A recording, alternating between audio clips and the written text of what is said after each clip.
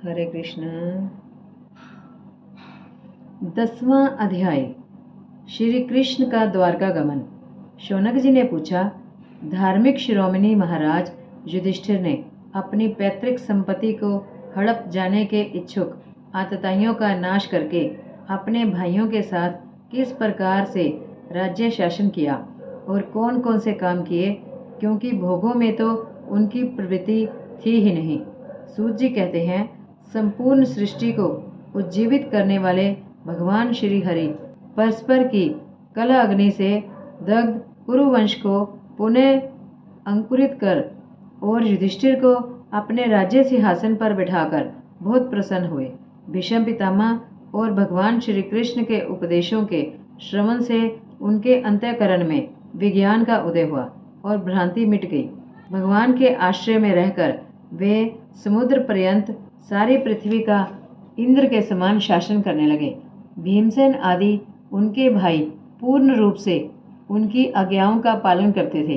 युधिष्ठिर के राज्य में आवश्यकता अनुसार यथेष्ट वर्षा होती थी। पृथ्वी में समतल अभीष्ट वस्तुएं पैदा होती थी। बड़े बड़े थनों वाली बहुत सी गौएं प्रसन्न रहकर गौशालाओं को दूध से सींचती रहती थी। नदियाँ, समुद्र, पर्वत, वनस्पति, लताएं और औषधियाँ प्रत्येक ऋतु में यथेष्ट रूप से अपनी अपनी वस्तुएं राजा को देती थी। अजात शत्रु महाराज युधिष्ठिर के राज्य में किसी प्राणी को कभी भी आदि व्याधि अथवा दैविक, भौतिक और आत्मिक क्लेश नहीं होते थे। अपने बंधुओं का शोक मिटाने के लिए और अपनी बहन सुभद्रा की प्रसन्नता के लिए भगवान श्री कृष्ण कई महीनों तक हस्तिनापुर में ही रहे। फिर जब उन्होंने राजा युधिष्ठिर से द्वारका जाने की अनुमति मांगी, तब राजा ने उन्हें अपने हृदय से लगाकर स्वीकृति दे दी। भगवान उनको प्रणाम करके रथ पर सवार हुए। कुछ लोगों समान उम्र वालों ने उनका आलिंगन किया और कुछ छोटे उम्र वालों ने प्रणाम। उस समय सुभद्रा, द्रौपदी, कुंती, उत्तरा, गांधारी, धृतराष्ट्र, युयुत्सु, कृपाचार्य, नकुल, सहदेव, भीमसेन, धौम्य और सत्यवती आदि सब मूर्छित से हो गए। वे शांगपानी श्री कृष्ण का विरह नहीं सह सके। भगवत भक्त सत्पुरुषों के संग से जिसका दुस्संग छूट गया है, वह विचारशील पुरुष भगवान के मधुर मनोहर सुयश को एक बार भी सुन लेने पर फिर उसे छोड़ने की कल्पना भी नहीं करता। उन्हीं भगवान के दर्शन तथा स्पर्श से, उनके साथ आलाप करने से तथा साथ ही साथ सोने, उठने, बैठने और भोजन करने से जिनका संपूर्ण हृदय उन्हें समर्पित हो चुका था, वे पांडव भला उनका विरह कैसे सह सकते थे।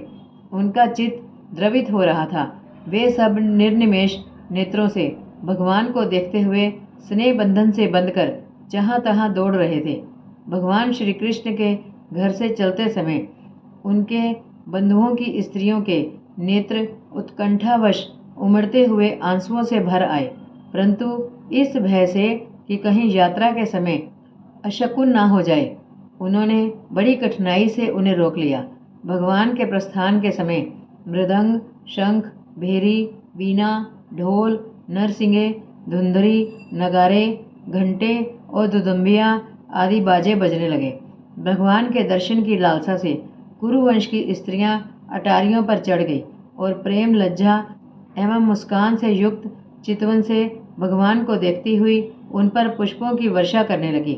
उस समय भगवान के प्रिय सखा घुंघराले बालों वाले अर्जुन ने अपने प्रियतम श्री कृष्ण का वह श्वेत छत्र, जिसमें मोतियों की झालर लटक रही थी और जिसका डंडा रत्नों का बना हुआ था, अपने हाथ में ले लिया। उद्धव और सात्विक बड़े विचित्र चंवर ढुलाने लगे। मार्ग में भगवान श्री कृष्ण पर चारों ओर से पुष्पों की वर्षा हो रही थी। बड़ी ही मधुर झांकी थी। जहाँ तहाँ ब्राह्मणों के दिए हुए सत्य आशीर्वाद सुनाई पड़ रहे थे।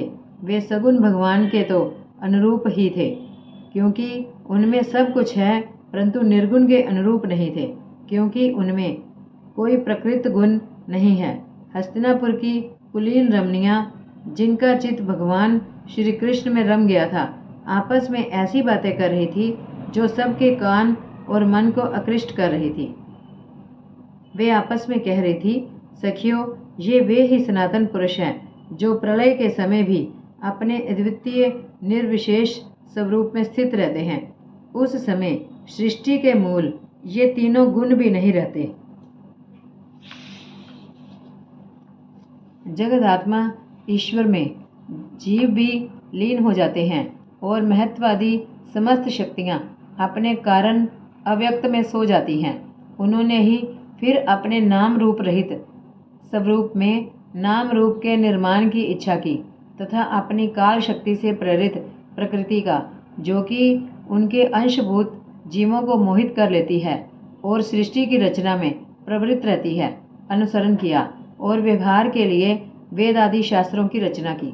इस जगत में जिसके स्वरूप का साक्षात्कार जितेंद्रिय योगी अपने प्राणों को वश में करके भक्ति से प्रफुल्लित निर्मल हृदय में किया करते हैं, ये श्री कृष्ण वही साक्षात परम ब्रह्म है। वास्तव में इन्हीं की भक्ति से अंतःकरण की पूर्ण शुद्धि हो सकती है, योग आदि के द्वारा नहीं। हरे कृष्ण।